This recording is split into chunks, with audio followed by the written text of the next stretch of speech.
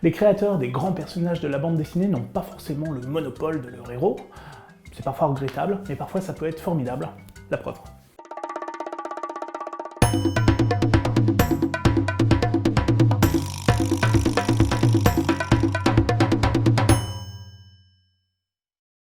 Et oui, les personnages de bande dessinée évoluent avec les années. Le meilleur symbole, c'est probablement Batman, car il n'y a pas un Batman, mais différentes versions de l'homme chauve-souris. Celui de Frank Miller, Dark Knight, n'a rien à voir avec celui de Dave McKean, par exemple. Même chose pour le manga, Astro Boy, pour prendre un cas bien connu de tous, il a varié selon les périodes. Bon, alors si on connaît évidemment ce système dans le cas de la bande dessinée étrangère, c'est la même chose et on a tendance un petit peu à l'oublier dans le cas de la BD franco-belge. Bon, il y a tout d'abord les reprises, disons, très traditionnelles, très codifiées, avec un cahier des charges bien précis, à l'image des derniers albums, les dernières aventures d'Astérix, signés Jean-Yves Ferry et Didier Conrad, qui respectent quasiment à la lettre tout l'esprit du Derzo. Même chose pour les Blake et Mortimer d'Edgar Jacobs, qui a été repris quasiment à l'identique, que ce soit par Ted Benoît ou François Schuiten. Et puis on peut songer aussi à Lucky Luke,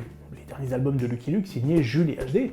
D'ailleurs Lucky Luke, c'est l'un des événements de cet automne rayon 9e art avec un cow-boy dans le coton. Quoique non, Lucky Luke, c'est pas un bon exemple. Oui, le célèbre cow-boy imaginé par Maurice et Goscinny, il a eu le droit à des relectures, ma foi, assez étonnantes, signé Mathieu Bonhomme avec L'homme qui tua Lucky Luke, ou bien encore Guillaume Bouzard, et sa potacherie, dans ma mémoire très plaisante, Jolly Jumper ne répond plus. Restons dans l'Ouest, avec Blueberry. Blueberry, le célèbre héros de Moebius, Jean Giraud, lui, il a été réimaginé par un duo star, s'il vous plaît, Christophe Blain, Johannes Farr. Enfin, comment oublier ce véritable chef-d'œuvre de la bande dessinée, qui est le Spirou d'Émile Bravo, qui a été à la fois plébiscité par le public et par la critique, à se demander si Franquin n'offre pas, au fond, une base absolument formidable pour tous les créateurs qui voudraient emprunter son univers. Après Émile Bravo, donc, c'est Franck P. Isidrou qui nous offre un album hommage au marsupilami, en tout cas un marsu, comme vous ne l'avez jamais vu. Lorsqu'on prononce le nom de cet animal, on a naturellement tendance à penser à des aventures exotiques et comiques, pour un public enfantin. Or, ce que Franck P. et Zidrou choisissent, c'est l'opposé, à savoir un grand mélodrame social dans la Belgique des années 50. Non, ne fuyez pas, ne fuyez pas. Le premier tome de ce nouveau marsupilami, intitulé La Bête, se concentre sur la relation, on va dire, amicale, entre ce petit garçon, qui est le souffre-douleur de ses camarades, et cet animal, qui a été capturé et qui s'est échappé sur le port d'Anvers. Dès les premières planches, on voit qu'on est face à un projet loin de ce qu'on pouvait imaginer. Les couleurs sont plus sombres, tout comme les traits, tout comme l'univers en général.